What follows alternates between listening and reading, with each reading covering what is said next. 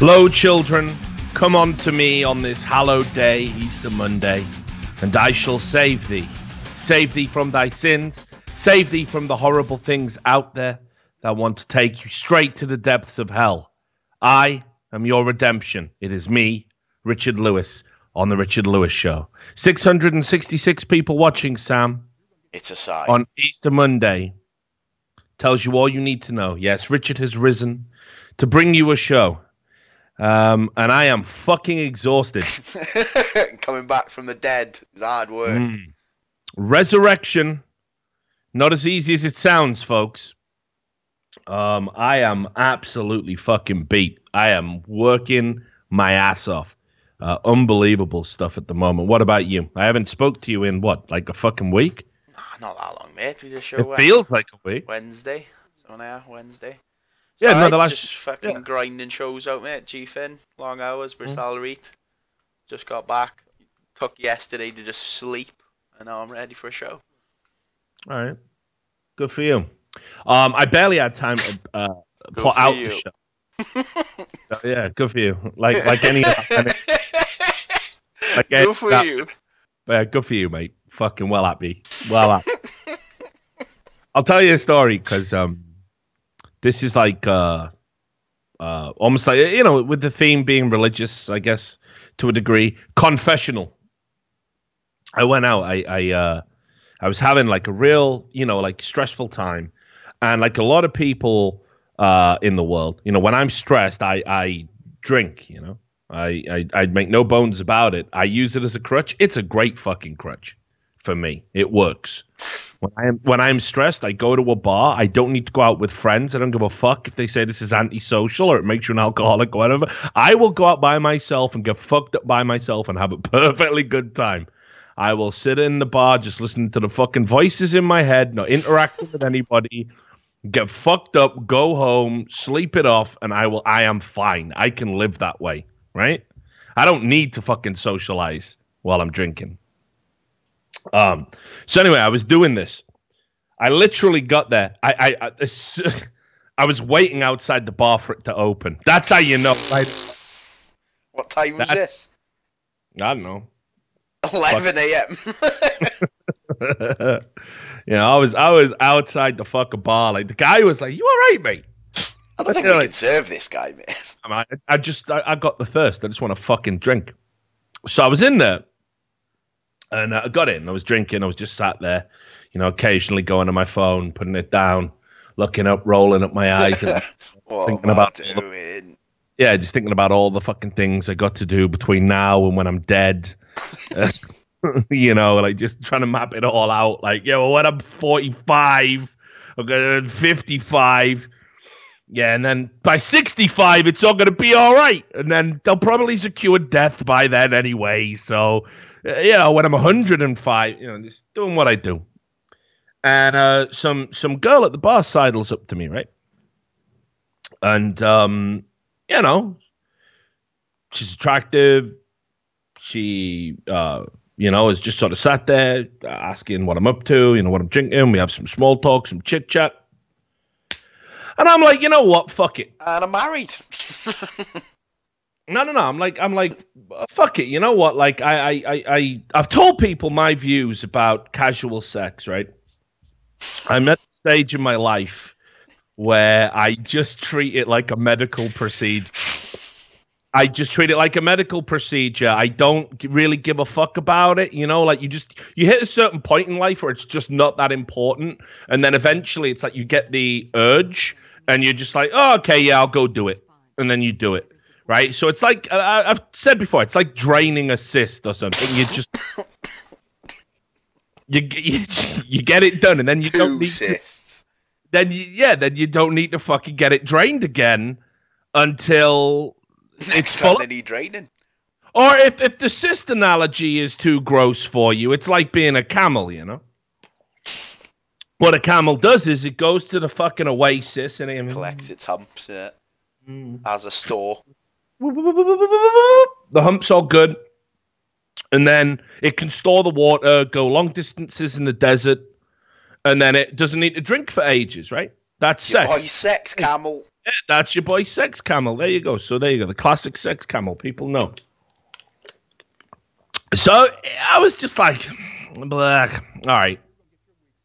Let's play Super Seducer in real life. Yeah, Let's give it a bash. All right, I'm in. I'm fucking in. You got me. Right? Fuck it. So we're talking, and you know, people probably don't realize this about me. I'm a charming motherfucker about it. Don't let this shiny head distract you. Underneath that shine, it's all glory.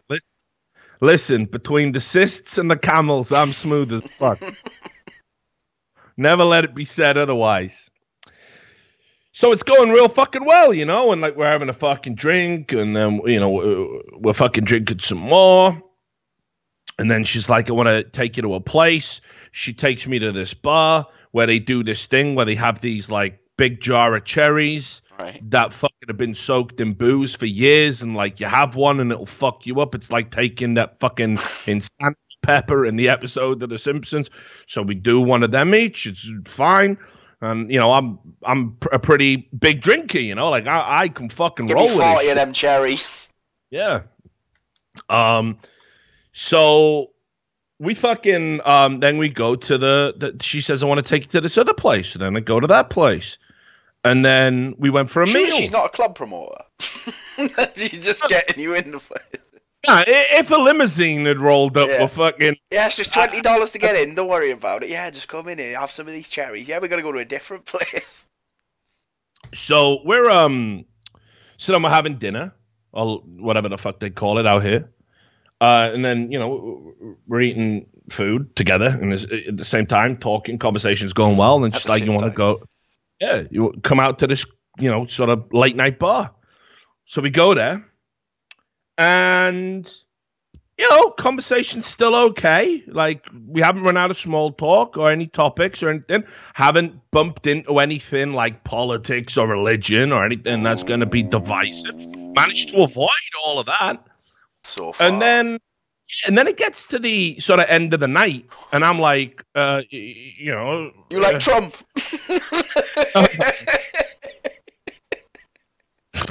Pulled out my MAGA hat. Painted my face green.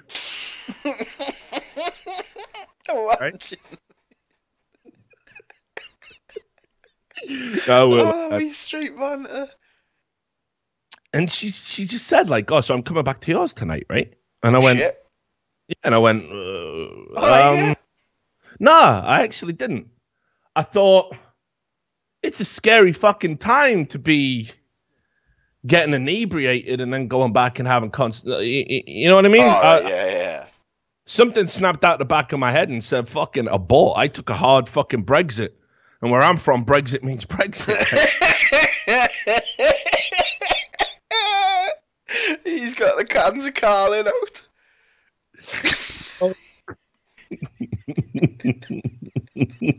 Is that what you said to her? Am I coming back to yours? Brexit means Brexit! I just thought this is a bad idea. It just fucking suddenly just started to rub me wrong. I got terrified. I just had, you know. So I said, yeah, maybe not like, and I tried to disengage. And then she started going a bit weird, like really weird. She started getting very hostile and like raising her voice and said, you've been wasting my fucking time. I was like, what? How are we doing that? I thought that time was the time, you know, like this is the fun part, right? But then she starts, no, but I mean, really aggressive, dude. Like, whoa, what the fuck? From nowhere, like, waste my fucking time, not gonna take me back. Fuck me. And I'm like, yeah, I'm not gonna do that. Definitely not. No, definitely not.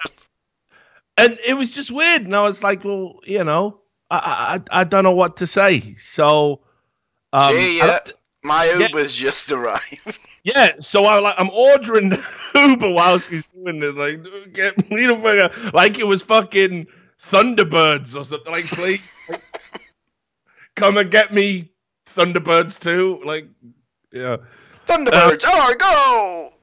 Yeah, so I did that, and she's still just going and going, and I did something. I've just never. I still don't know why I did this.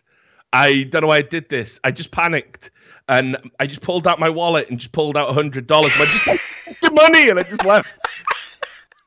I just got in the U like fuck off. Slave. I just panicked and paid her. I just panicked and paid her money. Like I don't know. I just got super afraid, like from fucking nowhere, dude. How did she react to that? Did you stay? She was picked. I sped off in the car. Like I was like, drive. She like it up. So I don't know what. Yeah, at least didn't waste the time. You got paid for those hours. That's $100. I just fucking couldn't handle it, man. She was just being so hyper aggressive for like what I thought was like definitely a smart thing. Like, you know, I'm gonna not do this now because we've been drinking all fucking day and I don't know who you are. So let's play this one, you know, by the numbers. Right? Let's play this safe. How about we meet when we're sober next weekend? Well, I just threw money at her and ran and just fled, dude. Flee. I just don't know. I don't know if has the. It was just really weird. It was like it was just going so well, and I was just really afraid. Like, I'm not even kidding. Like the That's an hell of a sentence. Yeah, the prevailing feeling as I got away was sort of like one of relief. Like it was just spiraling into a horrible situation, and I think I managed to circumnavigate it. Like because she was going to cause a scene, not a scene. I hate scenes. So yeah, I just had to get out, man. It was just fucking surreal. So it took me a day or two to process that. And then, so yeah, just you know, that's why there was no. I couldn't exactly sit down and play Super Seducer after that, right? Lots of people are like, why haven't you been streaming Super Seducer? I'm like, I'm just scared. I'm scared of planet Earth right now. Like, everything's like terrifying.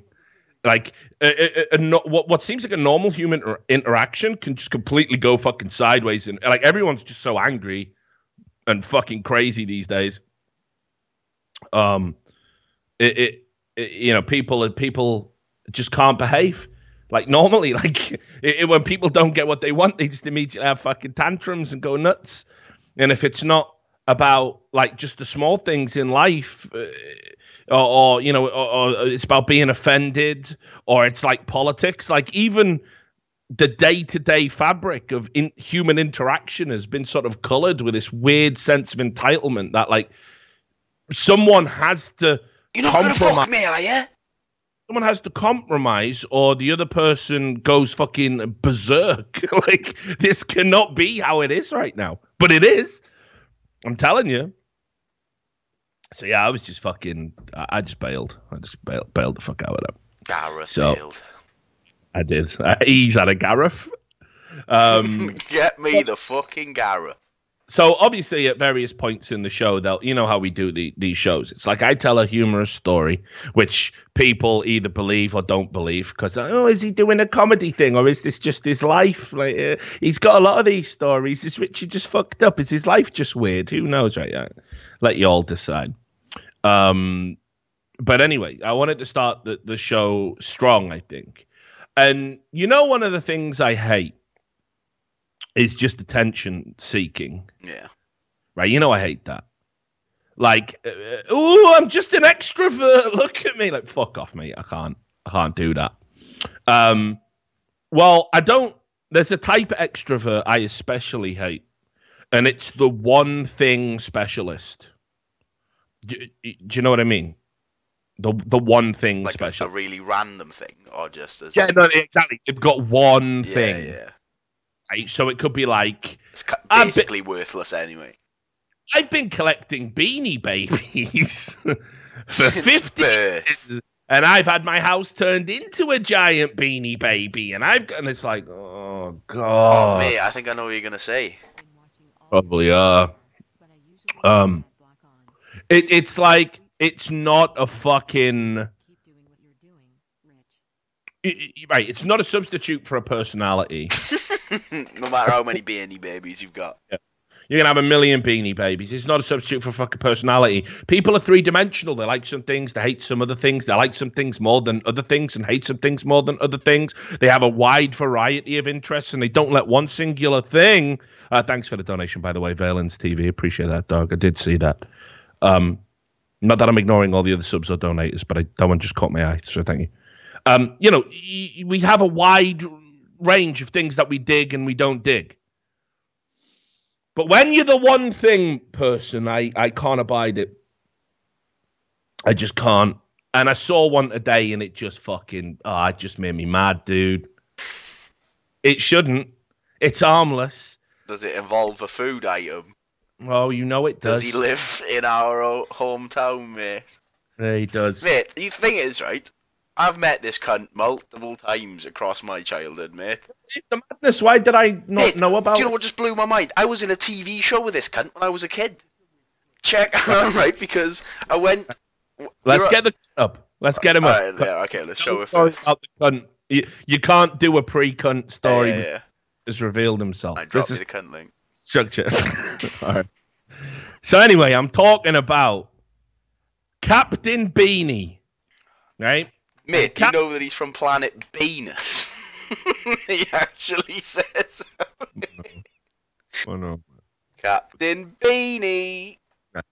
So Captain Beanie is just a guy who is just obsessed with baked beans, and he's turned his house into a baked bean museum. And here's the madness. I lived in Sandfields for a bit. I don't know. You probably weren't doing it. No, but he's lived there since like 1954 or something. Yeah, but surely he wasn't beaning the entire time. Oh, but he started beaning in 91. So I was definitely there, and like no one in my peer group or peripheral to the group mentioned I've seen Captain Beanie. No. Fucking no. That, well, he's out of he's out of control, mate. He is so out of control. Like, and I just hate this shit. I just fucking hate this shit. So let's talk about it, right? So he's basically obsessed with baked beans, Sam, and he's painted the inside of his house orange. He wears orange clothes almost exclusively. He has the history of baked beans up on the wall. Every item in his house is related to baked beans. He's got tattoos on his head of beans. He's got a tattooed head of a plate of baked beans all over his bald scalp. He did it for charity, though, I think. Because what he did was I can't remember if it was for one child who had an illness or maybe a charity. Basically, he like slept in a bath of baked beans for like a day or two, then got beans tattooed on his head, and that's why he's got all names. I think those are like donators or something. Yeah. And he just lived. I don't know. He just embraced the life of the bean, and he just gone all in on the beans.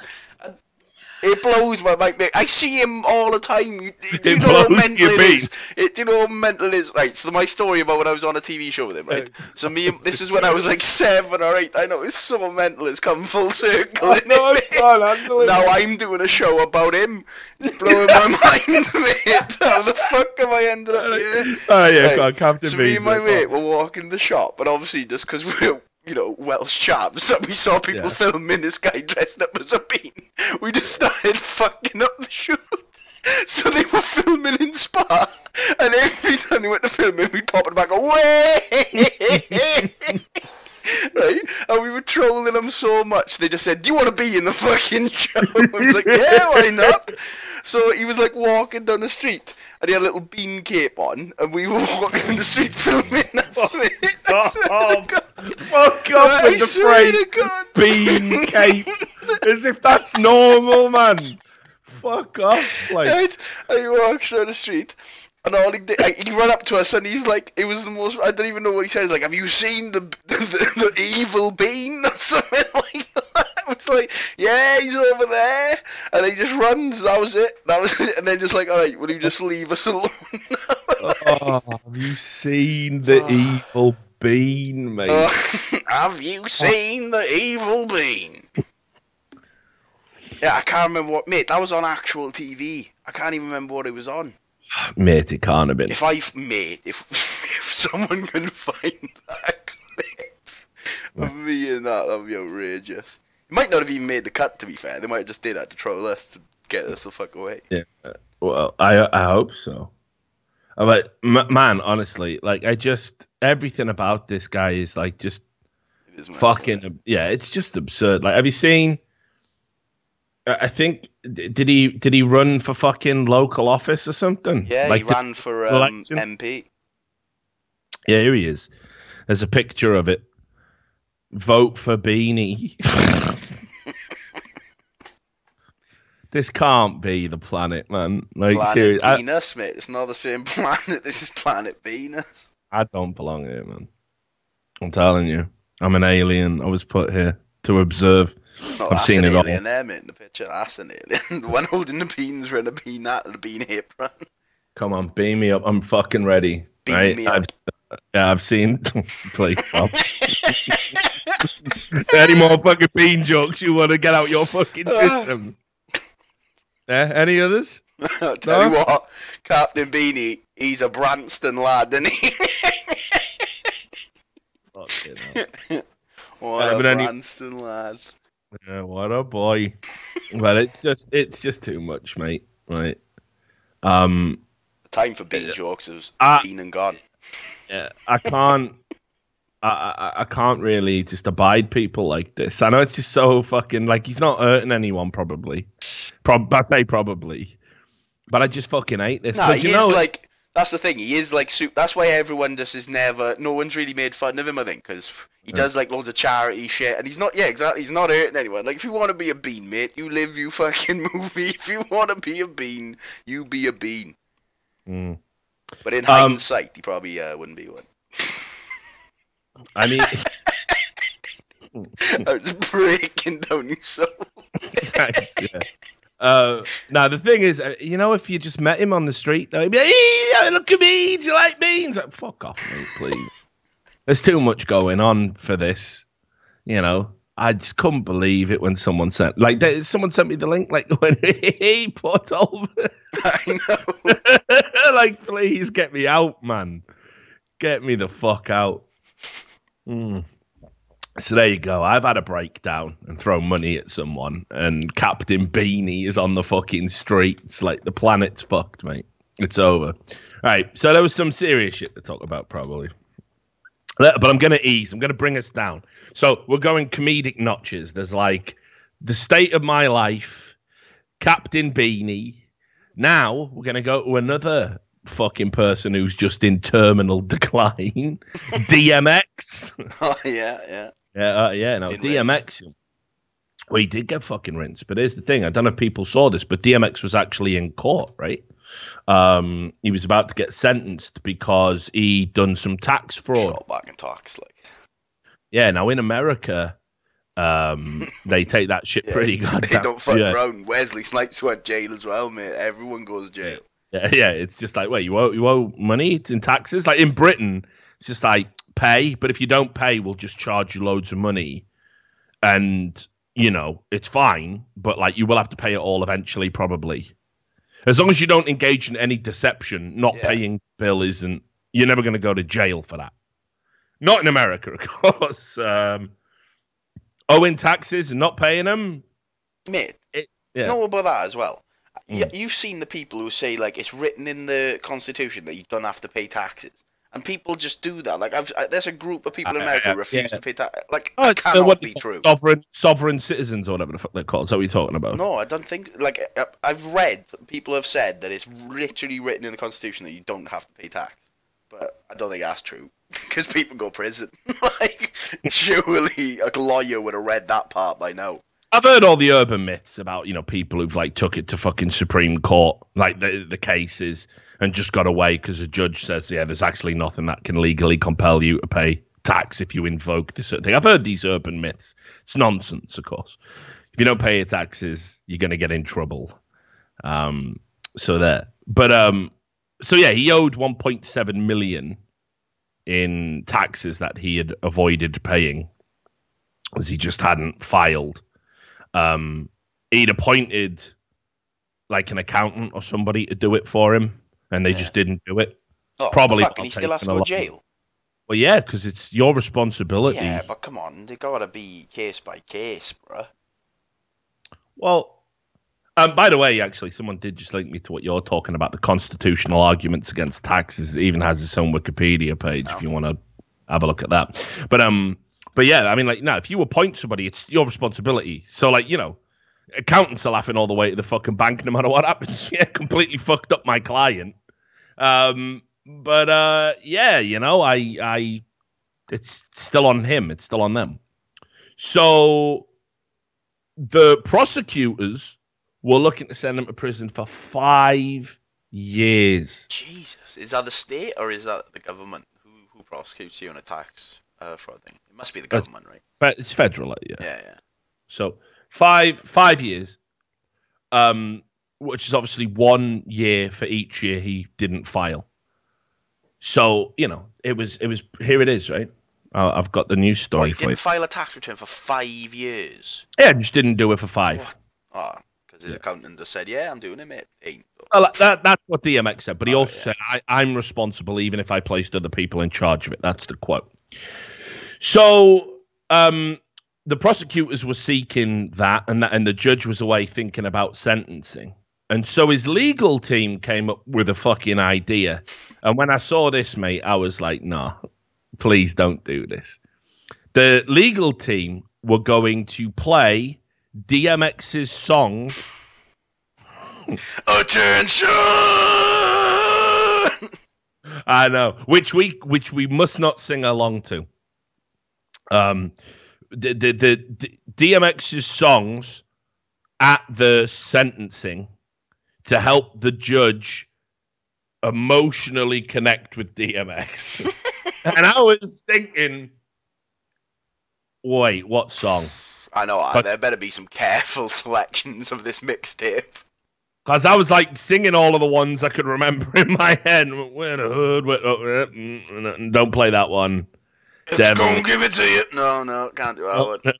I'll do that one. I got blood on my dick. No, not that one. Although Bring Your Whole Crew is straight fire. And I was like, there's just... But anyway, there's a song called Slippin'. Right. Have you heard it? I don't think I have. Right, well, it's emotional, right? Now, we can't play it because it'll get cut out.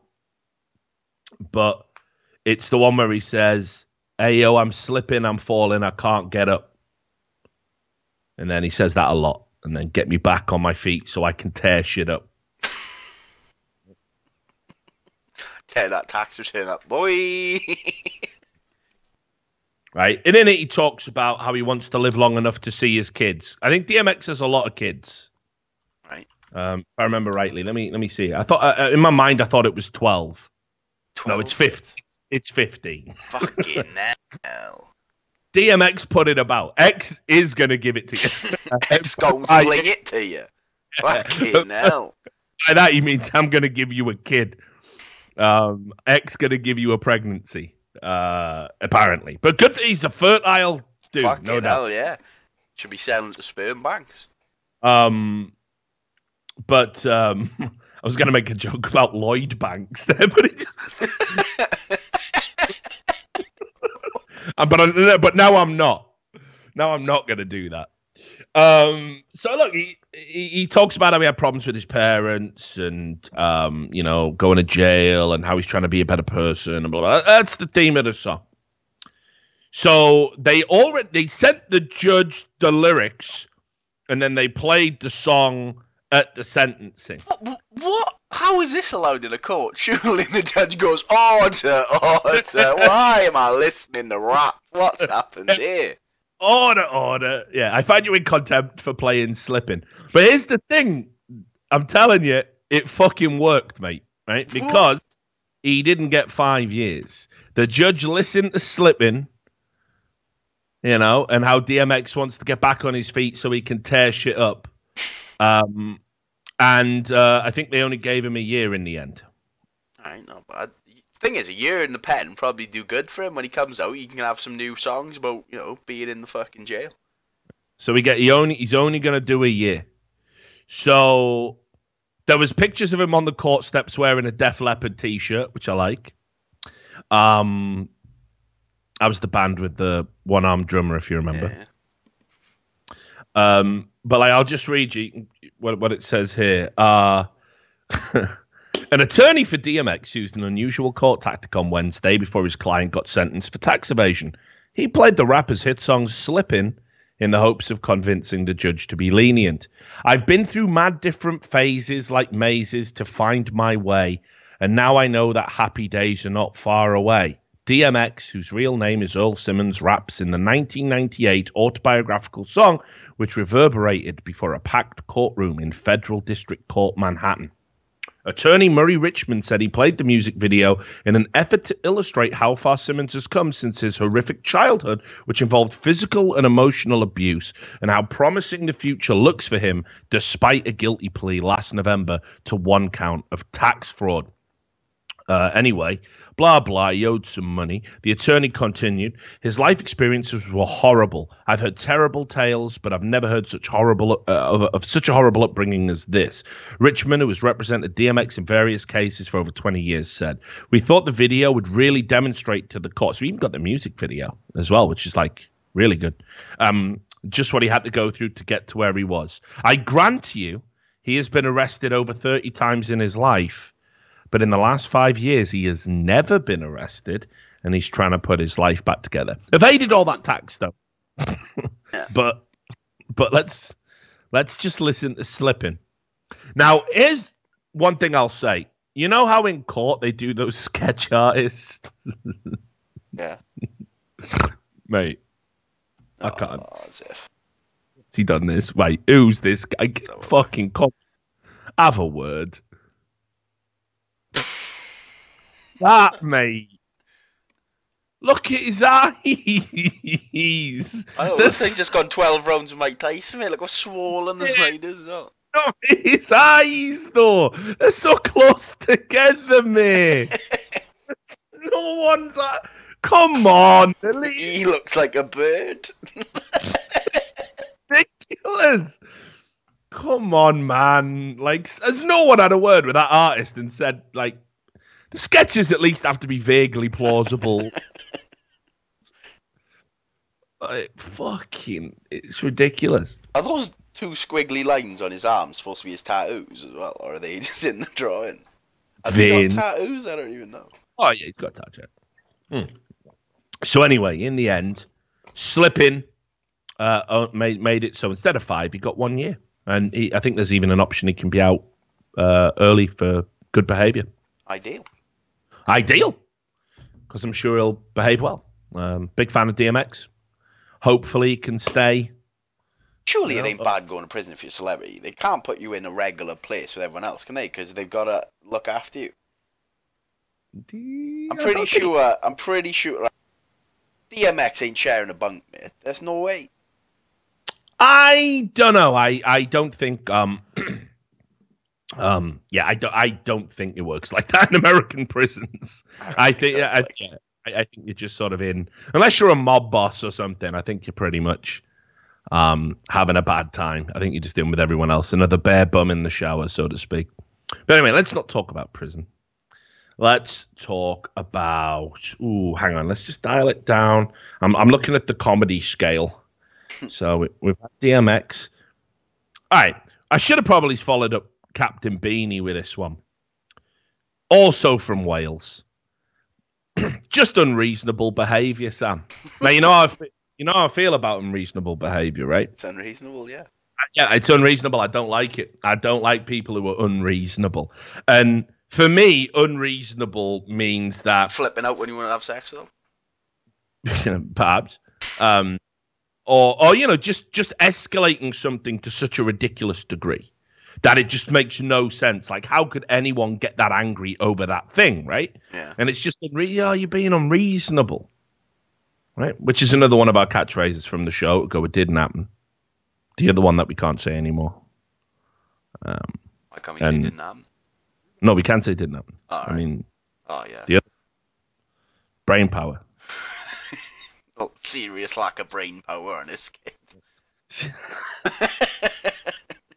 Well, anyway, so unreasonable, right?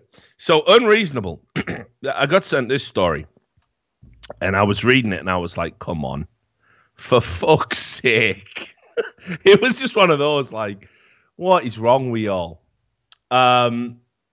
So this is from the Daily Post. Now, I will say this. They're a bit different in North Wales, aren't they? They're a bit different in North Wales to the South Walians. They are a bit of a different breed, right? So this is the story about a guy called Paul Ellis James, who basically had an argument with his wife. Now, we all argue with our partners and significant others and our friends and our family. Arguments happen. And this argument was over, he wanted to watch a TV show, Dad's Army specifically. Which it's I don't know why. 95 or something, this story. No, that's the madness. I triple checked the date on Imagine this how one. many times he's watched Dad's Army by now if he's willing to go to fucking this level. I triple checked this one. Triple checked it. 27th of March. Yep. Literally just happened.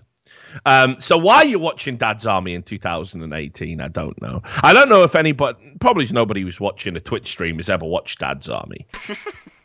Right? It's loosely based on fact about like how the people who during World War II were that sort of did the home front, as it was called. You know, they were defending a potential invasion. Were just a lot of sort of old men and, you know, doddery type people who couldn't go away and fight in the army. And it's got that song, "Who do you think you are kidding, Mr. Hitler? If you think we're on the run." That one, right? You remember it? Yeah. Just when you sing it, it reminds me of fucking Jonathan Pye going, "Springtime!" Yeah. So anyway, it's just not fucking funny. Like, I'm sorry, I've tried. My parents, he said, "Oh, you should watch this. You might learn something." Well, I won't learn about comedy watching it. I'll tell you that for free. I just never thought it was. I don't know. I just never really warmed to catchphrase comedy. Yeah. You know, like every time Mr. Mannering would go, "Stupid boy." Like, you know, my parents would be like, "Oh, he said stupid boy." Words, didn't he? That I was expecting. The boy is stupid. He called him a stupid boy. And I'm just like, fucking hell. Like, I'm fucking 10. And this is shit. Yeah, the equivalent of that nowadays is Mrs. Brown's Boys. Know that guy who plays that? Literally unwatchable, but no, my family just think it's bad, and I can't watch more than 40 seconds of it. It reminds me of the show from Extras that Ricky Gervais does, where he just hates his life. That's just why I imagine that guy. So anyway, he wanted to watch Dad's Army. Obviously a big fan of it. Probably seen all the episodes a million times before, because it literally just gets repeated endlessly on BBC. Well, where did all that money go that you take from us, BBC? Aren't you making new TV programs? Now, we're paying Graham Norton 20 million a day, and we're showing endless repeats of Dad's Army and Only Fools and Horses, and that's that. Deal with it. But anyway, this guy wanted to watch Dad's Army so much that when his wife said, I don't want you to watch Dad's Army right now, I'd rather watch something else, he got a bit unreasonable and he just pulled out a shotgun and said he was going to kill her unless she let him watch Dad's Army. Bit egregious, don't you think? He's probably got a bit overboard there, honestly. pointed the gun at her and said, "I'm going to shoot you. I'm going to kill you."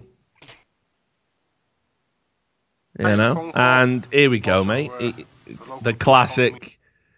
He's been pulled in and arrested while pissed out of his mind. Look at his mugshot, bud. He's fully. Yeah, he's fucked up, mate. He's fucked up. But yeah, so yeah, just wanted to just throw that in. Just unreasonable behaviour.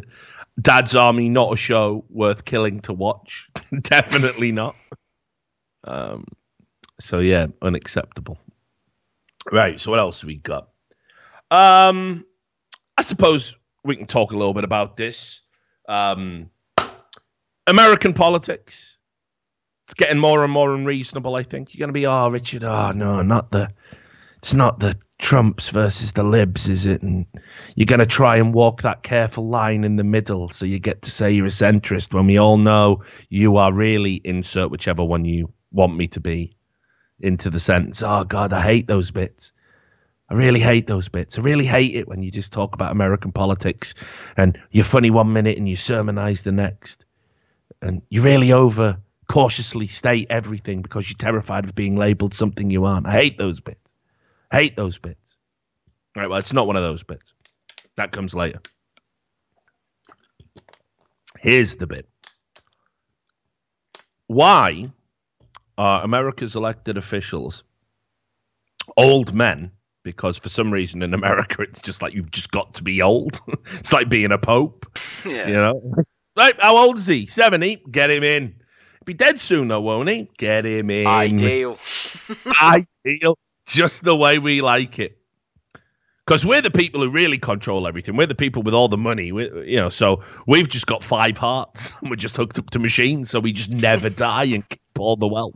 That's what the 1% really is all about. Just living forever. But I saw this and I was just like, this can't be real. But it was real. So Joe Biden. I don't know if you know Joe Biden, Sam. Yeah, I've heard of him, mate. I have heard of him, have you?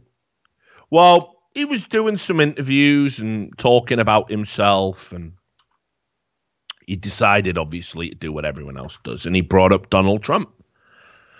And he wanted to sort of show that Joe Biden, himself, he wanted to show that he was really about supporting women, right? And that's a good thing. That's a very good thing. But he decided to do it in a way where he started talking about how he would beat anyone up who was mean to women. It was really cringe, all right? It was just really fucking cringeworthy. So here it is, right? So Joe Biden's doing this talk. I'll read you the quotes that he says. Because, right, we all remember the Trump video that came up during the height of the election where Trump said, you can do whatever when you're celebrity. Grab by the pussy. It's been a fucking mess. This is the first and that got dismissed as locker room talk, right? Quite famously by people who wanted to defend that stance. For whatever reason. I don't know why you would. I don't know why, just because a candidate from the party you prefer says something like that, you would go, well, we all talk like that in private. It's fine. It's like, when you talk like that in private, which, by the way, not everyone does talk like that in private. But when you talk like that in private, you're not in line to become the most powerful person in the world, are you? So it's a bit different, right? A bit up and down, but whatever. So he said this. When a guy who ended up becoming our national leader said, I can grab a woman anywhere and she likes it, which he didn't say, and then said, I made a mistake. They asked me, would I like to debate this gentleman? And I said, no. I said, if we were in high school, it's not high school though, is it? It's politics, the adult realm. No. If I were in high school I'd take him behind the gym and I'd beat the hell out of him. Reasonable. Right? And then he said, I've been in a lot of locker rooms my whole life. I'm a pretty damn good athlete. Oh, you're such a Chad. Fuck yeah, what is this? This is worse than the shit Trump says. Like, I'm actually really smart. I'm actually incredibly insane and smart. It's so fucking cringeworthy that this is like the level of discourse that people are having.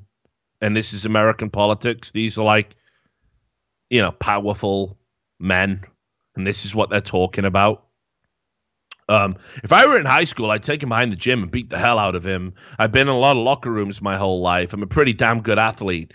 Any guy that talked that way was usually the fattest, ugliest son of a bitch in the room. So, okay. Right? So, he basically challenged Trump to a fight. Mate, let's get it on pay-per-view. Come on. Imagine how much it'd sell. Be careful what you wish for, Sam. Right. Give it to me. I'll pay $50 now. So, all right. So, now, Donald Trump, right? Donald Trump could, you can just ignore this, right? You can just ignore this, can't you? You can definitely just ignore this. It's just a man just saying something to basically sort of appeal to the base that he's speaking to. It is, in essence, politics. The fact that it is such juvenile rhetoric is embarrassing and says something about the American political landscape in its current form. But you're the president now, and you just let this one slide, can't you? Remember when politicians advocating for violence was a bad thing, by the way? Remember that? Sure. But again, you can just ignore this. I think. Obviously, if you're the president, you just let this one go, right? Like, it's just not a big deal. It's just a guy. Yeah, well, I was a great athlete, and he was disgusting, and I would protect all the women, right? It's just like, just let him. Oh, come on. Yeah, just let him do that, right? Whatever you do, don't sink down to their level. But not when you're president. But this is Donald Trump. Not when you're the ruler of the fucking one of the largest countries on earth. But unfortunately, this is Donald Trump, right? So no fucking restraint, no fucking common sense. He's just gonna say, like, that Twitter account is the fucking bane of this presidency. Really, I honestly think, like, if he just didn't tweet all the dumb shit he tweets, like, you would get like a 10-point bump in approval ratings, like, just overnight. I do not know why it's there. I do not even understand the purposes of, I get to circumnavigate the news cycle. The news cycle is only about the shit you tweet.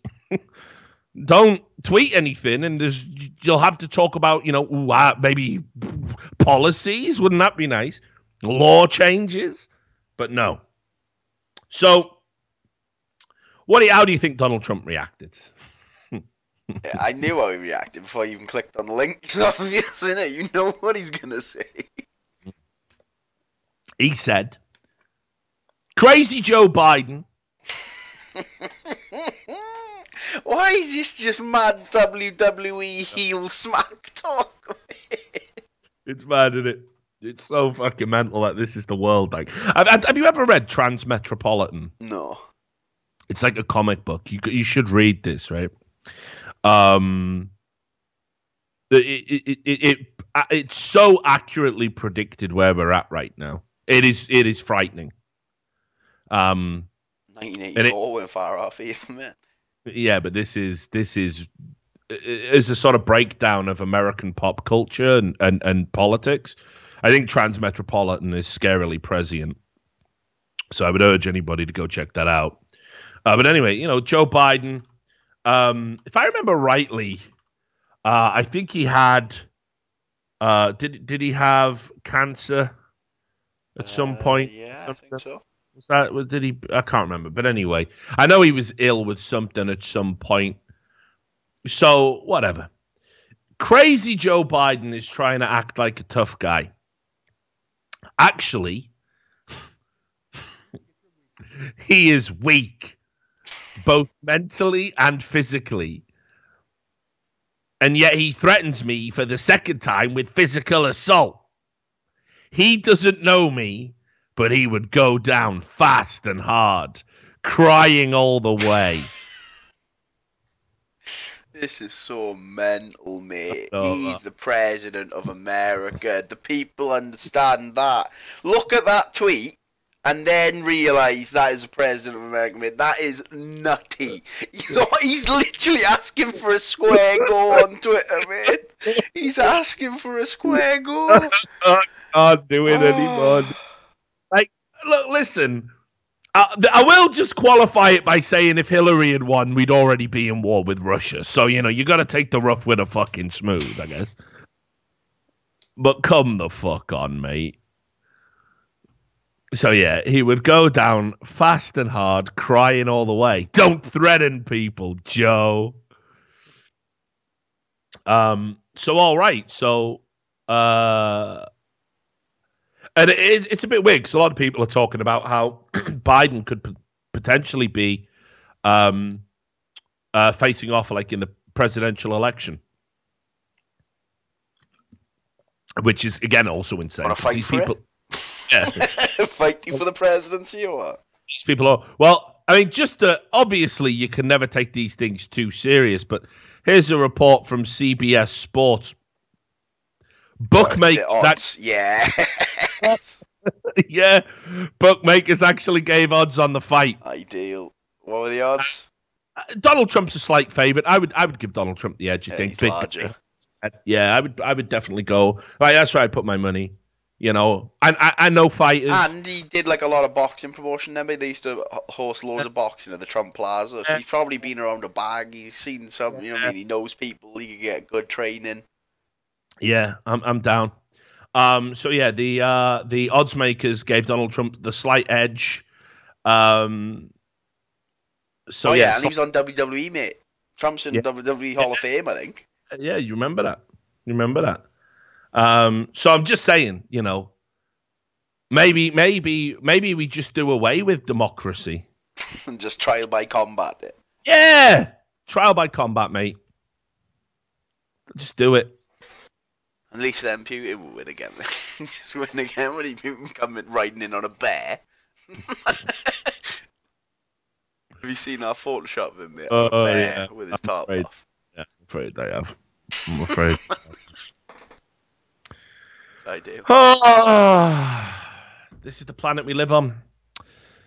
Potential presidential candidates threaten, and the president of the United States threatening to punch each other's lights out over, you know, protecting women's honor and so. It's bonkers, mate. It's you think to yourself, today is the last day of insanity. It has to be the last day. It's got to be the last day that the world is mad, and we'll wake up to, and everyone's it's like gonna be snapping out of like just a bout of mass psychosis, and we're all gonna go, fucking hell, we were all mental, weren't we? What was that about? What happened there? And we're going to start coming back to the light and back to common sense. Yeah, but no, it's dude. This bubble's never popping, mate. Never. Our option was to let go of the fucking balloon and fall to our deaths. That was the option. That was what we had to do. There was a point. We were floating towards insanity, and we thought, nah, the balloon will just gently deflate and we'll float back down to the ground. And common sense, and we didn't. Now it's just going to keep getting worse and worse and worse. We got to let go. It's too far gone. People even know that this is mass psychosis now. People know it is. It's just you can't admit it when you're this deep into the lie that this is all normal. You've got to just keep riding it out. You fucking please. The left and the right. It's just horseshoe theory. It's just so fucked up. They're just crazy. Everything's just crazy now. You know, on the one hand, it's like, did you support Donald Trump? Yeah, I thought he had a slight edge. You're a Nazi! All right, fuck you guys. You guys are crazy. Hey, what's going on over on your side? Well, you don't want to know. You don't want to know about that. All right, okay, so some of that shit was true then. You are pretty fucked up. All right, I'm just going to stay over here. Just leave me the fuck alone. All right, can you all just leave me the fuck alone? I hate the way that to try... Right, like the right is always trying to hold up a mirror to the absurdity of the left, which is something I enjoy doing, right? Like I think the left is absurd, and the far left, that is, and I like holding up a mirror and going, look how stupid this shit is. But what the right always do is they engage in the same tactics the far left do, while thinking they also have the carte blanche to hold up the mirror to the absurdity. I've seen this so many times. Like, I'm going to segue into a story now where I'm going to be talking about boycotts, right? And I've seen people come out and say, you should boycott this and you should boycott that on the right. And then recently we had a bunch of, leftists saying you should boycott these companies. And the right were putting on, the left, they always go straight for the money. They always go straight for the boycotts. You both do that, you crazy fuckers. You're going to bankrupt everyone and every fucking thing. And you're going to keep swinging until everyone's dead. Like, this fight is so fucking stupid right now. It's gone beyond the point of any reasonable discourse and sanity, and you're never going to stop. Defeat, if you stop, you don't lose, right? You ever seen that film War Games? It's like about some fucking supercomputer that takes over and decides to like nuke the fucking human race or something. I can't remember. I watched it years ago. Loves it, I bet. Yeah, of course he does. And they have and they get a genius kid hacker, I think, who teaches the supercomputer through tic-tac-toe, right? Where you can have a draw every time, if you optimally place everything. That the only way to truly win is not to play. And there he becomes convinced not to play war games. I feel like we should have learned that lesson by now. Like, for real, most people just want to be left the fuck alone and just make the choices that make sense to them and their value system without being absolutely castigated and attacked on both sides. Transgender people, because we just had the Trans Day of Visibility, they don't want to be fucking told they're mentally ill for wanting to live the life they want to live. They don't want that every day. And I don't get why it's such a big hot button topic for the right that they have to endlessly talk about it. By the same token, Trump supporters, Republicans, they don't want to be told that they're a fucking neo-Nazi. They don't want to be told they're as bad as the people that fucking put people in concentration camps because they believe in certain... I just don't understand why it's like, can we all just like maybe leave each other the fuck alone if we can't find any... I think it's sad we can't find common ground, but if we ultimately can't, when two kids endlessly squabble and they will never get along in school, and it's an apt comparison to compare them to fucking children, you just put them at opposite ends and they just don't interact ever again. And do you know what I mean? And it's everything. Like, it's not just, you're picking out all these extreme examples. It's just everything. You have to be so dogmatic in what you take on board these days. Like, it's like everybody, for their own political belief system, has to unequivocally accept all of these rules. It's like a terms of service. If you want to be on the fucking left, you must believe all of this shit. And people are like, going, well, that makes sense. Yeah, and I support that, and I support that. Wait a minute, what? Censorship? Words of violence? I don't know about that, actually. I don't know how I feel about that. Burning books? A bit weird, isn't it? And they go, well, if you don't believe it, you're part of the problem. You're part of the problem. You're obviously one of them. You're alt-right. You're a Nazi. Yeah. Right. I'm going to go check out what the right's got to say. Is that okay? And you get over there and it's like, so you believe in, free speech and individual liberty and no big government interference. I can totally get on board with all. Wait, what's this stuff at the bottom about? Wait, I got to pay for like what I think should be fundamental human rights? You're anti-abortion. You don't want trans people to have equal. I can't sign off on any of that. I'm sorry. Oh, so you're a filthy communist. You want to bring communism to America, do you? And have us all in the streets like in Venezuela? Whoa, dog. Like, I didn't say that neither. Like, so what do I do? What do I do as a person that wants to just pick and mix how I feel about a topic as the topic speaks to me? What do I do? What do any of us do? We don't get to do it. You're not allowed to do it. They tell you, if you try and stay in the middle, they go, but by not picking a side, you're as good as the enemy. You're on by virtue of not being on my side, you're on the wrong side. Fucking come on. Can we grow the fuck up? It's just boring.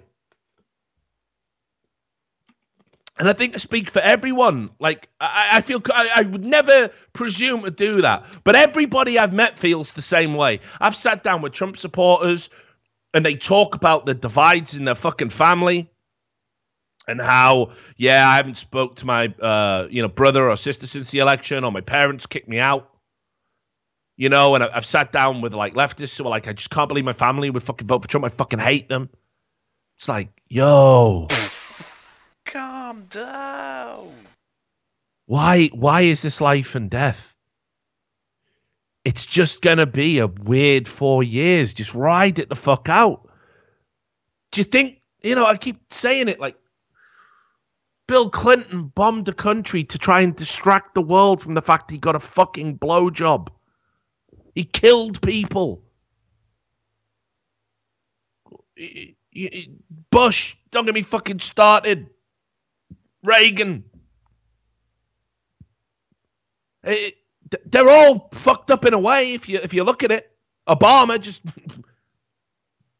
droning people to death with a fucking remote control. We all got to just come back to the fucking light. Just fucking relax. Take some deep breaths. No one is going to go to the camps. All right? There's no camps. It's okay. No one's going to kill you.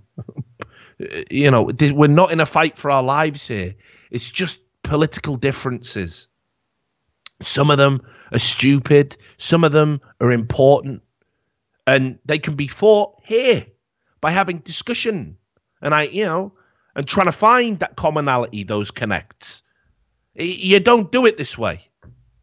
By labeling one side is the worst thing you can ever think they are. The opposite side to you.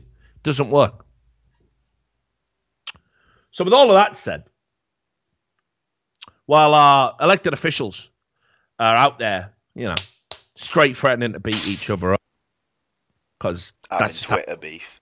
Yeah, that's, Mate, I can't wait for fucking the diss tracks to start coming. Mate, it's for a time. Do you know what's some mental shit though, right? Do you know what, like, sometimes blows my mind? Do you know after Trump had Twitter beef with Kim Jong-un and said they were going to nuke each other, North Korea and South Korea have just had peace talks, but it's better than it's ever been. Like, why is the guy from Apprentice just sort of solving the world on accident, mate? What is happening? No, but it's like, I like to think that the reason the North and South fucking had peace talks, they literally just went, fucking. Yeah. That's what I mean, but it's like on accident. He's just and they've just gone, it doesn't matter how fucked up you are. This guy's just out of his gourd. Like, let's have a beer. Fuck this. And that's what I mean, though. It's working. No, but again, that should be the exemplar for America, right? The division between North and South Korea is fucking so... The history there is so deep. It's no wonder it's vitriolic. People in Seoul living in constant fear of fucking nuclear strikes.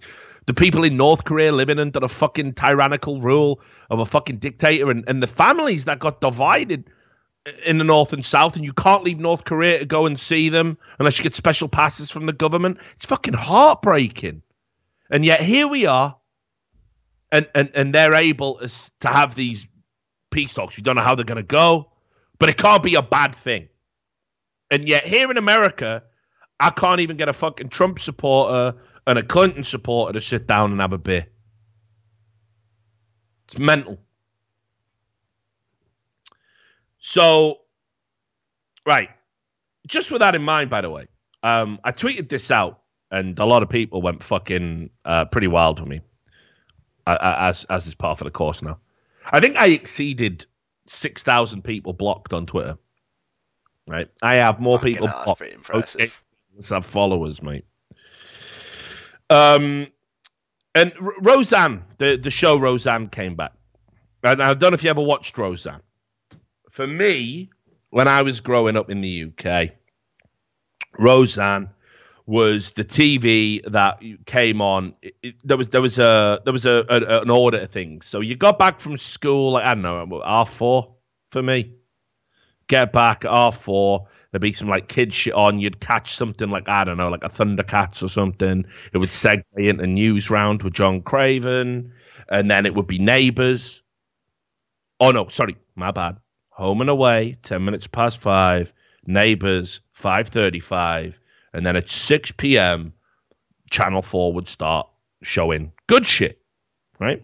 And one of the things that I used to love watching when I was a teen was Roseanne. And I'll tell you why, because it's not really a show you would think a teenage boy from the UK would want to watch. But there was, and then at 6:30, I think you go back to BBC Two and you get Fresh Prince. That's a wicked 2 hours of television, mate. It's right? huge, dude. So anyway, and the Fresh Prince actually spoke to me quite a lot as well. Yeah. Wicked. Baller.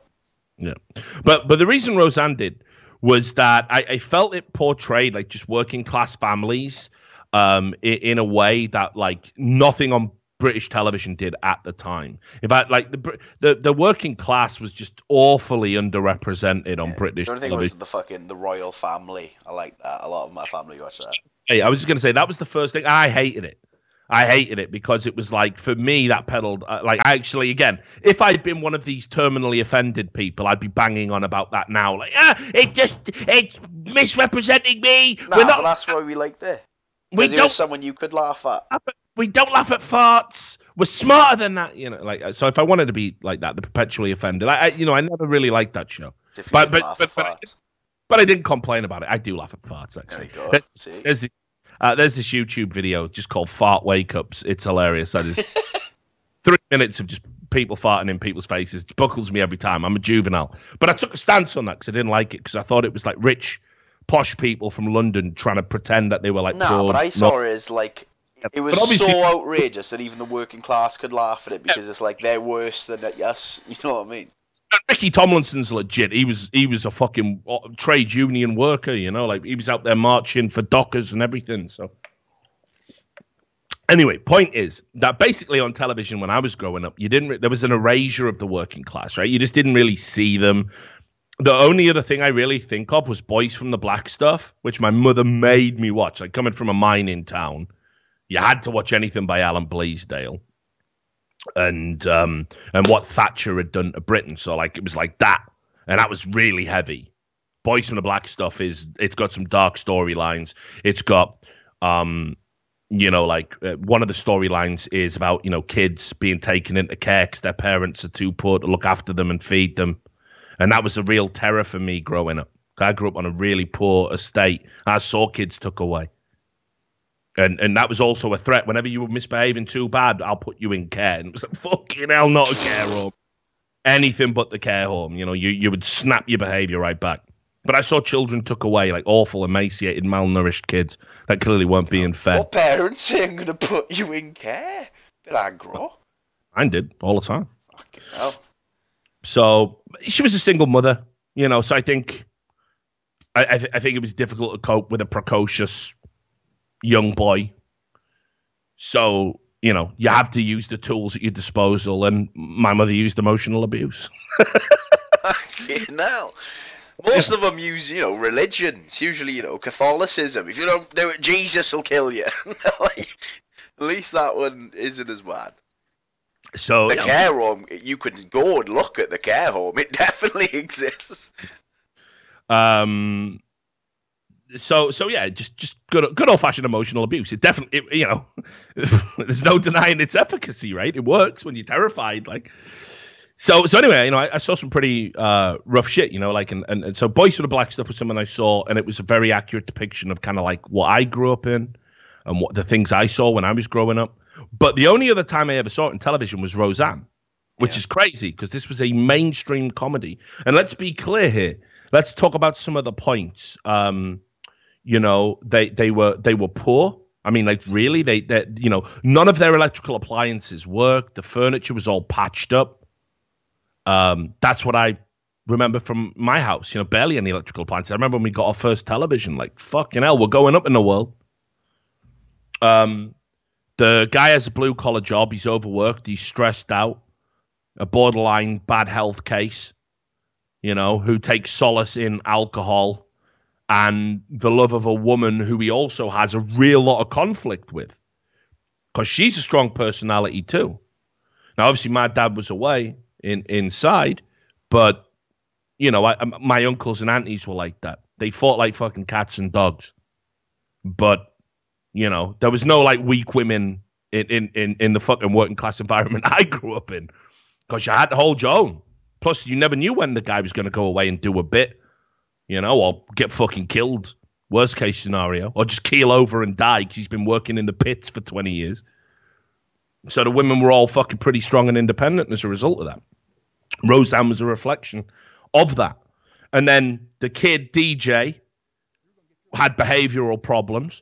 I grew up in the era where, it was the first sort of generation to start getting diagnosed with stuff and given pills to make the kids behave.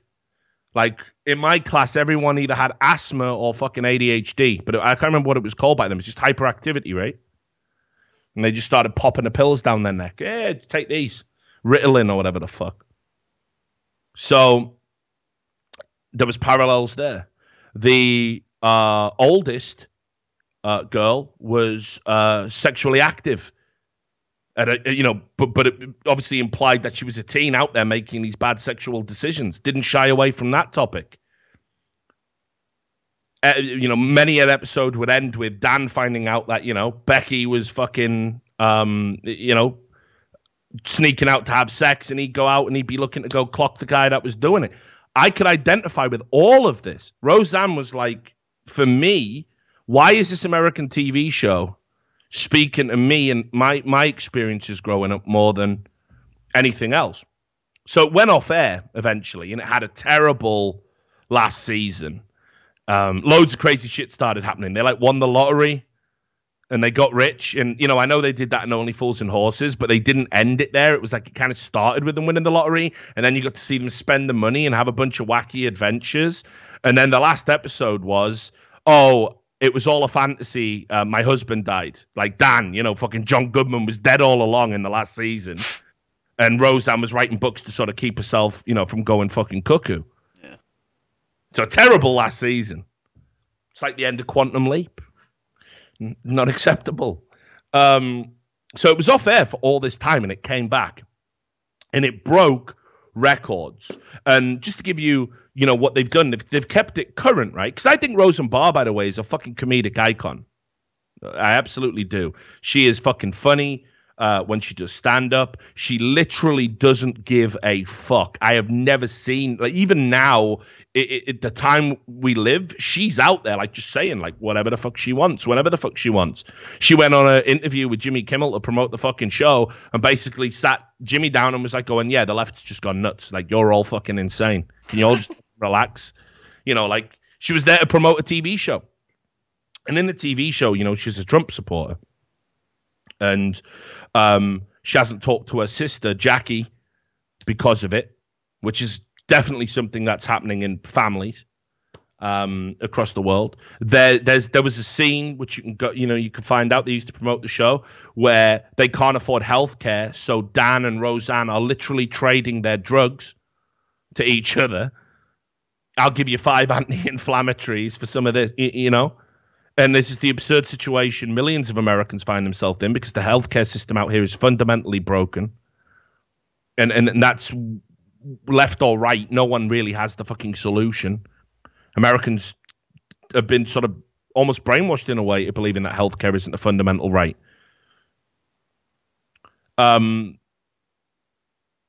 they see it as a commodity like everything else, which is crazy to me as a European. But anyway, so it came out, and I think it was, in the end, it was announced that 18 million people had tuned in. It was like a record high since 2014 for a network TV show. And it turns out it was more than that. It was 22 million. Fucking hell. 22 million people. Finally, something. Yeah. No, but it's like, I think the point is that this is it's tapped into something that's going on in America, right? And then people and it shows both sides of the argument. There's nothing like mean-spirited about Roseanne. They've got a black member in the family now. They're trying to show that whatever the political persuasion, you're still family. And there were people out there who voted for Trump that weren't evil, despite what the media want to tell you. And I think that's really important right now. But I don't know. I saw this article in the New York Times, and it just made me fucking despair. It was just an opinion piece, and it was by Roxane Gay. And she said that the Roseanne reboot is funny, but I'm not going to keep watching. And the premise of the op-ed is pretty much that it's a brilliant show, and and the show has lots of good qualities. But because she doesn't like Roseanne Barr being a Trump supporter in real life, she absolutely cannot watch the TV show. And she even went so far as to say,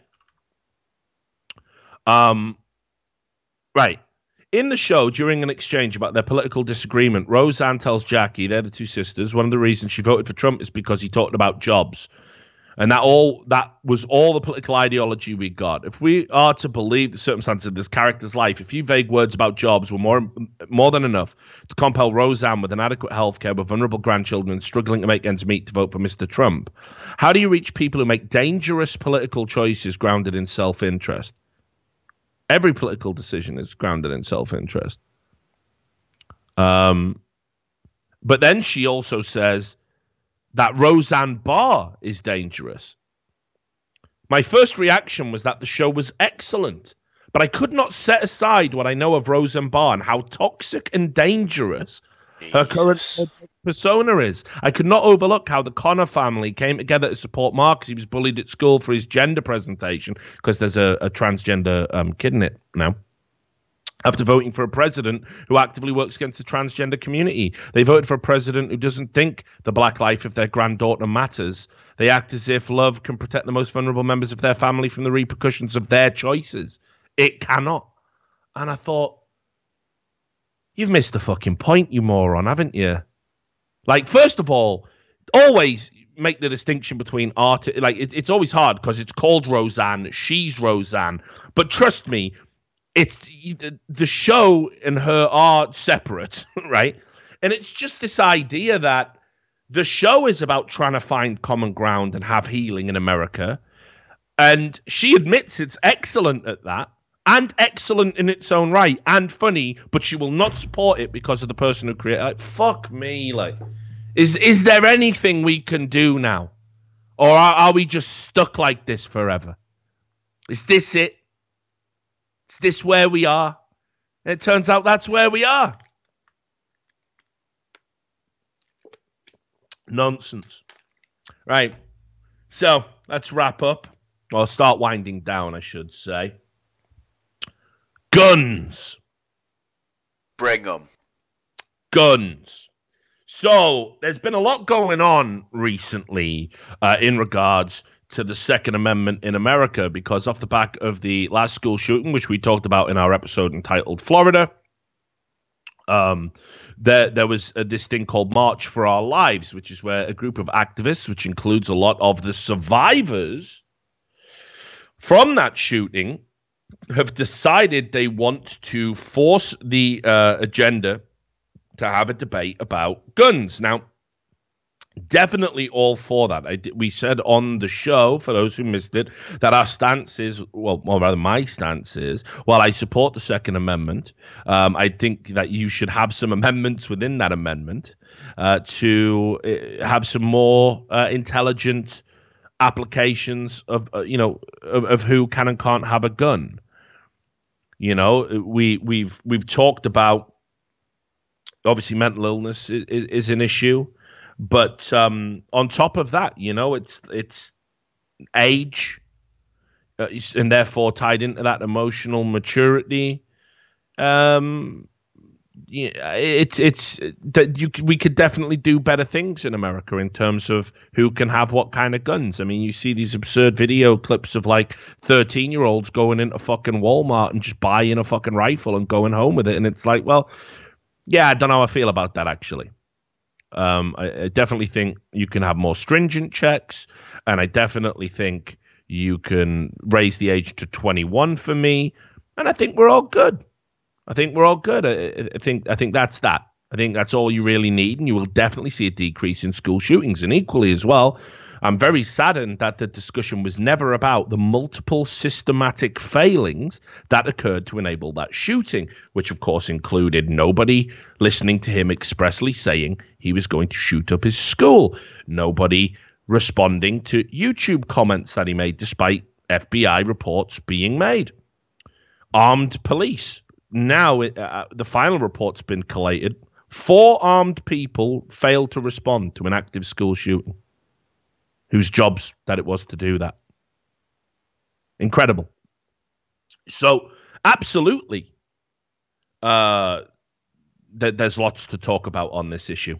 But I don't know if you've been following it, this March for Lives. It's been insufferable. It has been just so fucking insufferable. And I think there's something kind of not perverse, but like it doesn't sit right with me that these like teenagers who survived the shooting have been propelled sort of into mini celebrities. And I hate the way that, you know, if it was me and like my friends and colleagues had been murdered, I don't know if I would be sort of, you know, it's great to have the spotlight on your cause, but when it transitions over into almost being like celebrity, it kind of feels a bit gross to me, like, honestly. So I don't know if you've been doing it, been following it, but like just stuff like this. They had these speeches, and the main guy is this kid called David Hogg, right? And he says that if you're a Second Amendment absolutist, and that's your philosophy, if you're a constitutionalist, effectively, there's blood on your hands. And while he was doing this talk about it and how he was going to change everything, he did this thing, and it's just pathetic. Like, please stop, please look at that picture, mate. He's doing a fucking fist salute. What's he doing? And I watched him do it, and it wasn't even like a dignified power salute. It's like he did. It was almost like watching Jarvis Cocker do a dance move. You know, he's gone like that, and it's like, fuck, you're just enjoying this just a bit too much for me, mate. I think there's something wrong with this. But they've been talking endlessly. He's been on fucking talk shows non-stop, jabbering on about how everyone who thinks it's okay to have gun ownership in America, which again, you know, I've said it. I'm on board with the Second Amendment. Sorry, you're a gun nut. You're a fucking, blood on your hands. Again, like I've just been talking about, there hasn't been a lot of sensible fucking discourse. And it just makes me fucking depressed, like watching this pan the fuck out. So what's really upset me is the idea that you cannot say, I don't like these activists, what they're saying or how they're behaving. So there was one who did a speech, and this is like, way to make your cause fucking stand out. They first talked about how, because Donald Trump signed off on some changes, he did make some alterations. The bump stock thing, which has been a hot button topic among, gun activists, Donald Trump did ban bump stocks, which was obviously one of the things that we wanted after the Vegas shooting. But then another one of the activists, and again, the way that these people are sort of coming out and the way they're presented, it's like I'm watching some sort of teenage music celebrity like do a concert.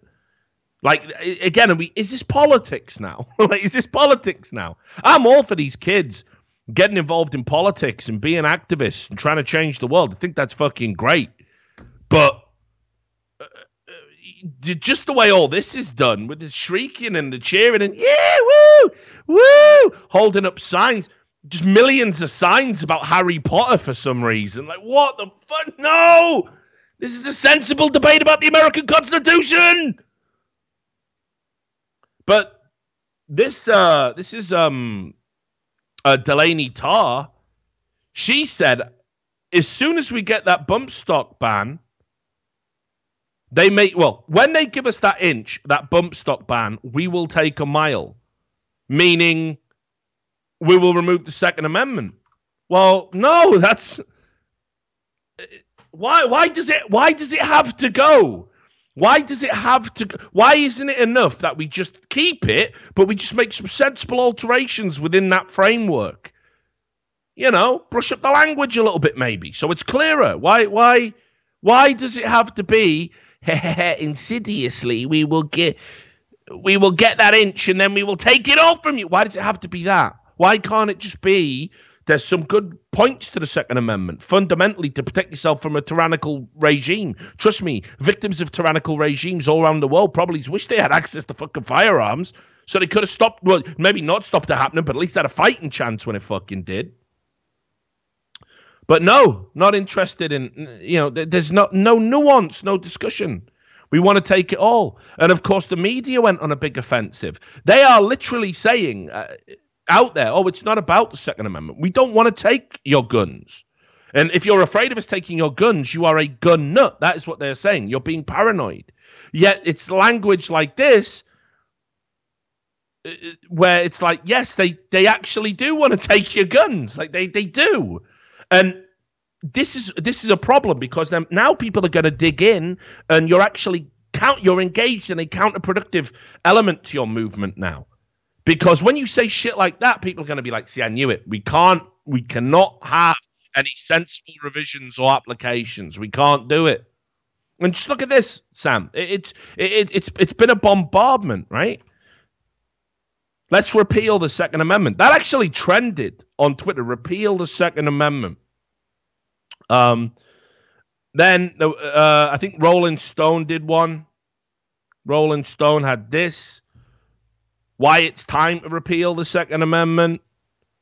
Of course, crazy Kurt Eichenwald took 5 minutes from beating off to fucking tentacle porn and faking seizures on the internet to write, let's repeal the Second Amendment. He'll just do anything to just sort of keep his fucking star rising. And then the New York Times did an op-ed on it. Again, let's repeal the Second Amendment. Let's not repeal the Second Amendment. There is a middle fucking ground, guys. It's this. We want it all on both sides. We want it all our way, all of the time. Yeah, that's not how politics works. Politics is a series of, albeit clumsy, concessions where we find a common ground everyone can live with, and then we move on to the next problem and we solve it.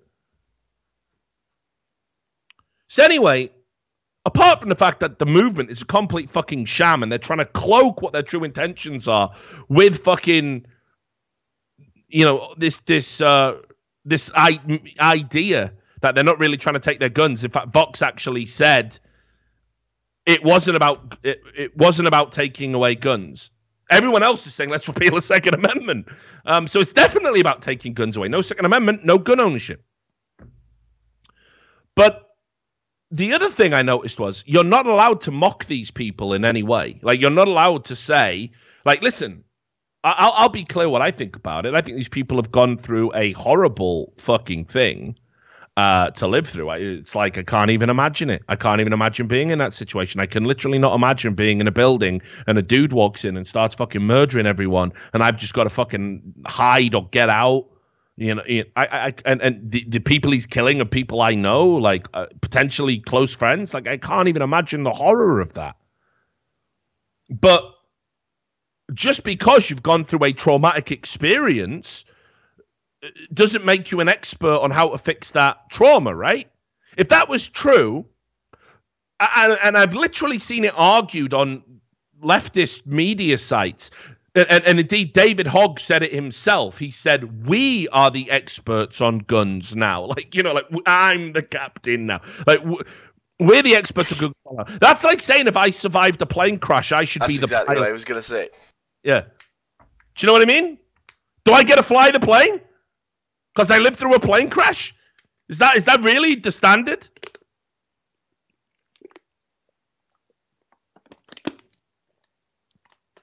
Because I don't think that should be the standard.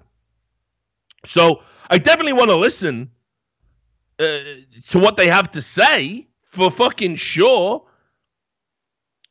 But I think actually the trauma might be making you not think objectively about this.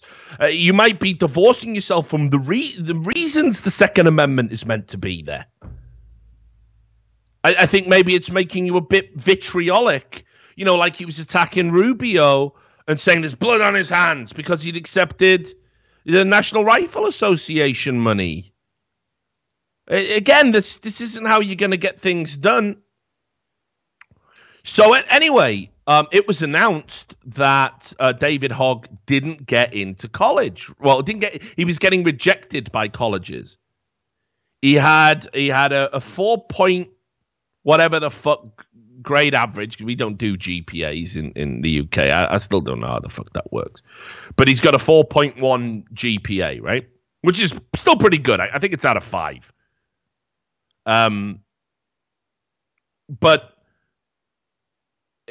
Laura Ingraham, who works over at Fox News, did a tweet where she mocked him for not getting into college. And I was like, fucking hell, this must be... Because everybody was going bananas about that. Like, oh my God, Laura Ingraham's a bully. How dare she mock him for not getting into college? Well, okay. First of all, if you put yourself in the public domain, which he's done by saying he's an activist, he seems very comfortable with the spotlight, by the way. He's been on CNN fucking 5,000 times. He's doing these huge talks in front of thousands of people, doing fucking this. I think he's comfortable in the spotlight, right? So if you present yourself as a public person and become a public person through your works and deeds and all of that stuff, well, mockery and criticism is now invited with that, okay? You don't get to have it both ways. If you want to be protected from other public personas mocking you as a public persona, you remain a private persona. They're the rules, unfortunately. I get wrecked all the time. I have to accept now I'm a public person, right? But look at this. This was the tweet that caused this furor I'm about to lay out for you. It's mad. I can't believe people got this upset about this. She said, David Hogg rejected by 4 colleges to which he applied and whines about it. He was dinged by UCLA with a 4.1 GPA. Totally predictable given acceptance rate. And then you can see from the replies immediately, he's 17 and you're a grown woman picking on a child. What? Hang on. Motherfucker's about to go to college. Maybe we do things differently in the UK, but fucking hell. 17? I don't feel... Child? A bit much, bit of a stretch for me. And everyone went mental about this. And then David Hogg, instead of could have just, I suppose, took the tweet and said, could have used it to make a clever political point about the right and trying to discredit my movement by mocking me, failing to get into these colleges. Instead of doing that, what he actually did was fucking just immediately went for the boycott path. Look at this. That was literally his reply to this. He said, pick a number 1 to 12, contact the company next to that number. These are Laura Ingraham's advertisers. Just boom. There is literally nothing in between this exchange. What? And Hulu said, yeah, we're out. Hulu said we can confirm we are no longer advertising the Laura Ingraham show. Straight out. Now, again, do you think that's proportionate to what she said? Because I think this fucking Patrick Bateman looking Valley of the Dolls, motherfucker. Do you know what I mean? Like, can I? Is this? Do we need to delete this? Can I not say? I think he's been a little bit cringeworthy in some of the shit he's done and said. Like, I get it. He's gone through a fucking tragedy. It fucking really, really sucks, and he's trying to make the world a better place. But he's also really teed off on people. Like, he's said politicians have blood on their hands and support the murdering of kids when obviously nobody wakes up and goes, let's check the papers. Any kids been murdered today? Fucking get in, loads of them. No one's ever done that. Like, no one's ever done that. You know, it's crazy. And again, I mean, first of all, as well, the irony of like a woke person calling for the boycott Nestle because a woman said a mean tweet about me. Not boycott Nestle because of all the heinous shit they do all around the fucking world.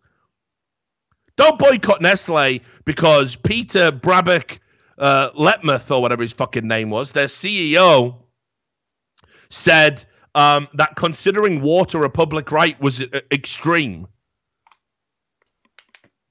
Yeah, don't boycott for that, woke friends. Boycott because my Fifi's got hurt. Like, come on, like, where's the standard at for, you know? So that was absurd. So I was like, fuck me, there's no way people are going to get on board with that. And as you said, advertisers started pulling out. Fox News had to send Laura Ingraham on holiday because of the backlash. I know. But not before she actually apologized. Right? So I was like, oh, you know, I don't think you should bend the knee in that situation. I think 17 or not, you've set yourself up as a public figure. And the fact that you've been rejected by a few colleges and you're upset by it, and that was the original story in TMZ. You're probably like, people are going to mock you a little bit for that. You're like a public figure. It's just how it is. It's just how it goes. But she issued an apology, right? So, again, I don't know much about Laura Ingraham. She might be a fucking prize bitch for all I know. Like, I don't watch her shows, right? But she did put an apology out, and I'll read it to you. Any student should be proud of a 4.2 GPA. So on reflection, in the spirit of Holy Week, I apologize for any upset or hurt my tweet caused David Hogg or any of the brave victims of Parkland. For the record, I believe my show was the first to feature David immediately after the horrific shooting. I haven't had time to look into that. I'll take her at her word. And I even noticed how poised he was given the tragedy. As always, he's welcome to return to the show anytime for a productive discussion. That's the end of it, right? Like, come on. You know, just leave it there. No. You cannot leave it there, right? This isn't how it works. This isn't how the news cycle works anymore. It's all-out war. This is the theme of the show, really. You thought it was Easter fucking Monday. It's all-out war. We're all out war with each other. We hate each other. The left and the right, we all hate each other. Let's fight to the death. Look. David Hogg rejects Laura Ingraham's apology. A bully is a bully. You were saying fucking Mark Rubio has blood on his hands and fucking supports the murder of kids. What are you doing with your platform, my friend? Like, it's like to lack that fucking self-awareness.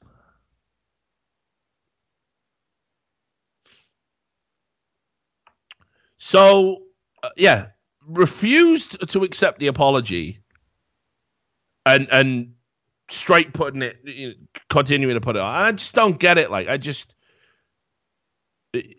you know, all the advertisers now, you just got to go after it. You can't just let her say that. She has to lose everything. She must lose her job. And in fact, the network that fucking puts her on air has to lose all their financial support. And then it goes the other way. It goes the other way. Kurt Eichenwald. Let me find you this. Because again, he's just crazy now. He attacked a survivor of the shooting because he had a disagreement with him on Twitter. Kyle Kashov, right? And needless to say, because it came in the aftermath of this David Hogg thing, they went after his. They started tweeting and saying, now you've got to go after Kurt Eichenwald's advertisers and by extension MSNBC. So here it is. The Daily Wire, Ben Shapiro. Now keep in mind, this is what I mean about the right and the left just being as bad as each other right now. Right? Every time the right does what the left do, the right go, but we're playing by your rules. And yeah, there is a certain type of sweet satisfaction to that, right? But if you keep doing it, you're just the same, aren't you? If you keep doing it, you're just the same as them. You just differ in one or two ways. You're still a bunch of fucking authoritarian, dictatorial babies. So here it is. Kurt Eichenwald got in an argument with Kyle Kashuv. And there you go. Immediately, Ben Shapiro tweeted out a list of advertisers to go after them. And fucking, yeah, people did start fucking pulling out as well. Proactive were one of the companies. And then Kurt Eichenwald had to issue an apology. It's like, where does this fucking end? All Kurt Eichenwald had said to him was this: Kyle, you continue to disappoint me. Trafficking in fantasy is fine. Your followers are infantile. Your only form of debate is insult. And you wonder why I have no respect for you. Does Eichenwald have to respect this guy? I can't believe I'm trying to defend Kurt Eichenwald. So, Sam, get me out. The simulation's broken. Turn off the machine. Turn off the machine. Turn it off. It's fucked up. It's broke.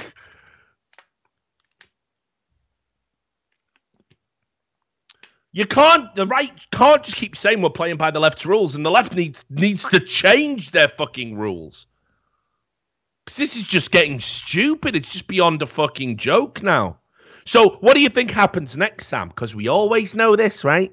We always know the way it goes. You remember with that kid that got bullied, and then the mother put the video up of the kid and in the car, and then everybody on the internet had a big discussion about it. Some people said it's Trump's America. When you've got a bully in the White House, people get bullied at school. And then other people were like saying, yeah, but he's white, isn't he? So he doesn't really know what bullying is. White people can never be victims. And then blah, blah, blah, blah, blah, blah, blah, blah. Just the same shit over and over again. Whatever the fuck I want to talk about, we'll make it about that thing, and we'll use that thing to talk about my thing. And then what did they do?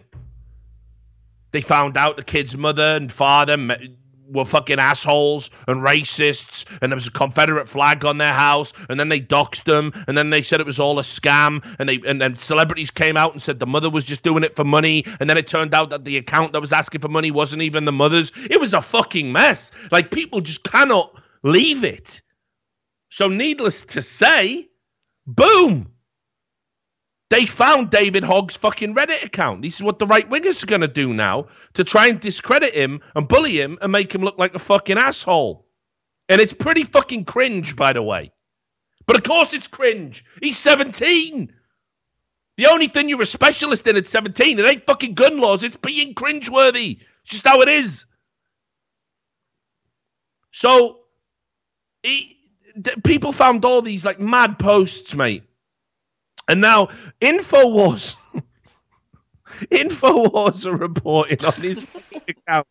And people are talking. The Daily Wire is reporting about his Reddit account. And people are saying, and there's not really anything there, right? It's just sort of amusing.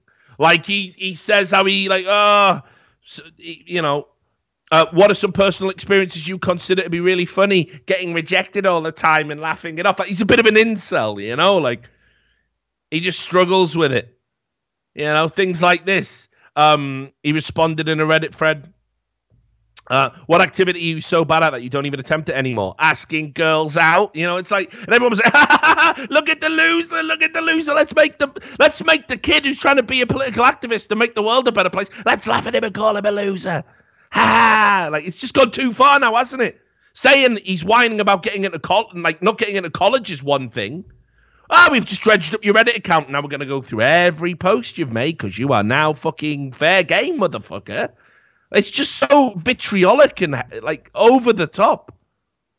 But here was the part where they really decided to go to town. It's this.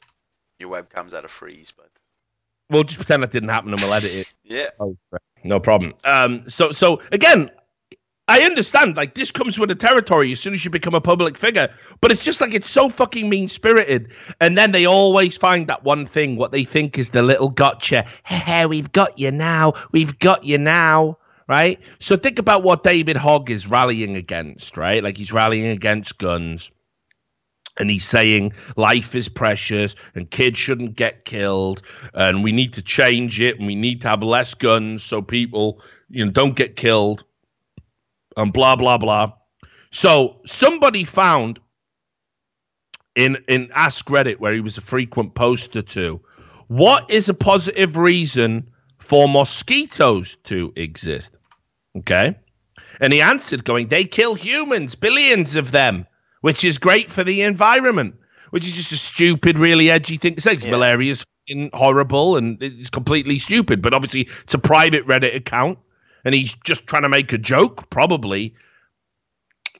That's it now. So now all the right wing are trying to push this as, gun activist who says he doesn't want kids to die actually welcomes the death of billions. Well, you know what else kills humans? Guns. And you're trying to ban them, but you say mosquitoes are good. You're a hypocrite. Like, fuck me, guys. This cannot be it. This cannot be it, dude.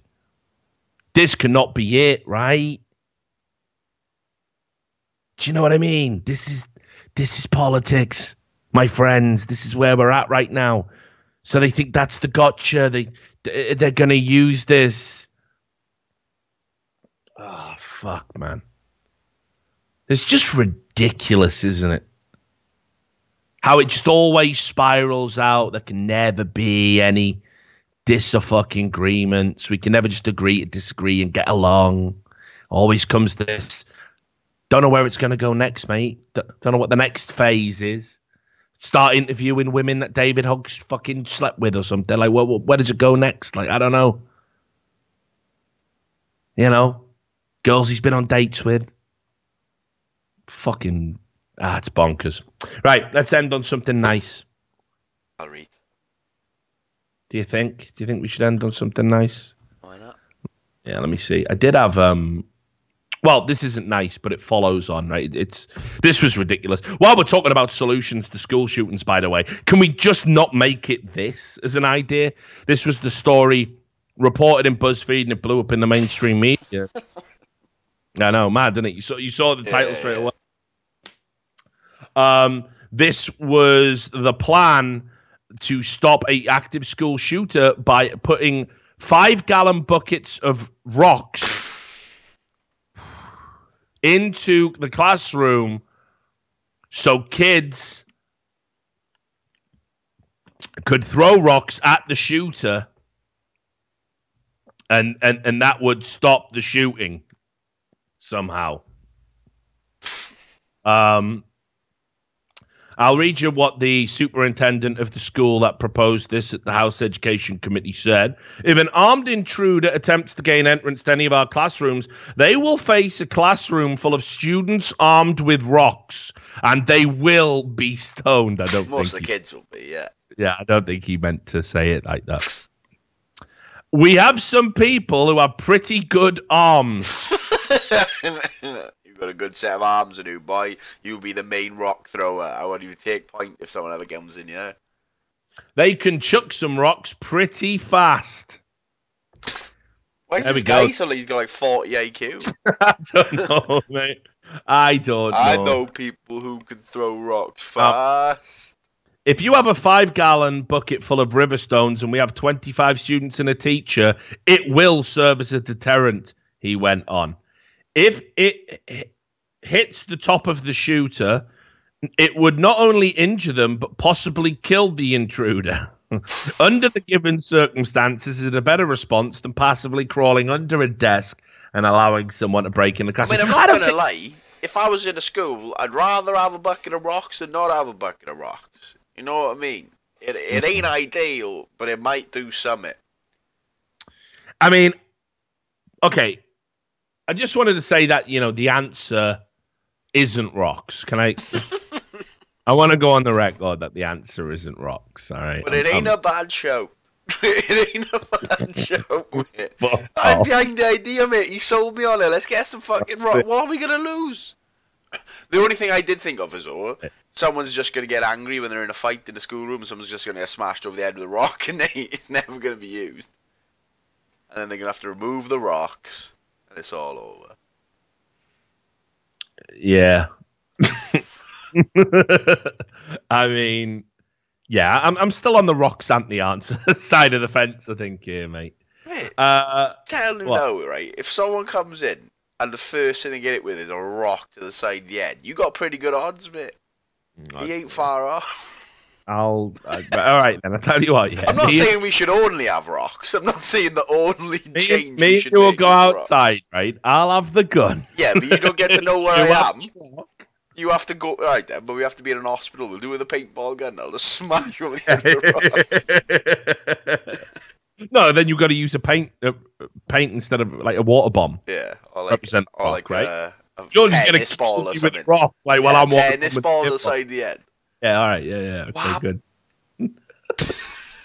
I reckon I'd ruin you, mate. Because, mate, imagine if we were in, like, an hospital, like an abandoned hospital, and there's so many cupboards and shit, you wouldn't know where. I'd be above the door, Metal Gear Solid on you, bitch ass, mate. Dropping bricks from above. Splinter Cell crawling around the ceilings. Maybe then. That's Maybe. only because I know you're coming, to be fair. Like, I don't see me, like, as soon as someone Yeah, comes alright, in with yeah, a gun, yeah. get to the rocks! Yeah, I won't tell you what day it is. Ooh. Now it gets harder. No, I'm just doesn't on it? edge for days. Exactly. With a tennis got- ball in my hand. You got to think about it. You got to think about it. Metal Gear Sam, man. I'd play that, mate. I'd definitely play that. I did miss out one thing when I was talking about the whole Parkland shooters survivors stuff, and it is worth just adding to it, and it's sort of funny in a way, I guess. So, as a result of this campaign to make schools safer, which is ostensibly the plan, it's not just an anti, that's how it started. It became an anti-Second Amendment thing, by extension, right? But they ended up having to have clear backpacks. Yeah, I saw that. In the school, and David Hogg came out and spoke out about that and said that it violates their First Amendment rights because it violates their privacy. The First Amendment right, obviously, is about freedom of speech and everything and that stuff. So, again, it's mean. But it's like, why is one part of the Constitution a piece that you want absolutely enshrined and protected, but another part isn't, and it must be absolutely fucking changed? The whole point of the Constitution is Gander. Yeah, exactly. You don't get to just pick or choose. But like, they all hate these. Like, we want the government to make the schools safer. All right, here's some clear backpacks. Now we can see all the shit. And a bag of rocks. Yeah, and some rocks, and it's like they've gone. No, we didn't want you to interfere in this way. Well, look, you gotta, you play stupid games, you win stupid prizes, I guess. So fuck it. Like, I don't know. Let's. It kind of got funny at the end, so I'll just leave it there. No point in pulling up another story. We'll save it for another show, right? It's been a roller coaster, this one, Sam, hasn't it? I don't know. It's been a roller coaster. It's been mostly a sad descent into what humanity is. Yes, exactly. I told you, when I write the show, Sam, people don't realize this. When I actually write the show, there's always a sort of a consistent theme. They're always thematic. So that's what this one is. And yeah, you see people in the chat saying it's literally the best podcast on the internet. I agree. And me. Give me a grand. Yeah. So people don't realize. People think I just turn up and it's like because he's gone off on a tangent. It's not structured. There's a lot of structure going on. It actually takes a lot of work to make it look this unstructured. That's how good we are, mate. Yeah, have we ever had a script? And the one time we had kind of a script is when we recorded the Trash Run-Ins thing. And I go, Richard, you dead man? No, man. Let's do a show. That was it. That's the only script we've ever had. We did do that, didn't we? So yeah. Anyway, I think we'll wrap up the show there. I got a ton of stuff to do, and obviously, we got to make sure that everyone preserves their sanity. So that was the Richard Lewis Show, talking about how we all need to be better to each other and try and find bridges for our political differences and to stop being unreasonable when we don't get our own way. The world is full of diverse people, all right, with different opinions, right down to tiny little things to super important things that define who they are. All still people at the end of the day, and we can work harder to meet in the middle. That's just a fact. So thank you all for watching, to all the people who subscribed, donated, bought merch, all of that good stuff. We really, really appreciate it. I don't know when the next episode will be back, because as I said, there's a lot going on right now. You'll hear more about that later. But when we do, you will know about it. Stay tuned to Twitter. Make sure you follow the channel. And yeah, take care of yourselves and take care of others. Be good to each other, as Jerry Springer would say. And I will see you on the next episode of The Richard Lewis Show. Peace out.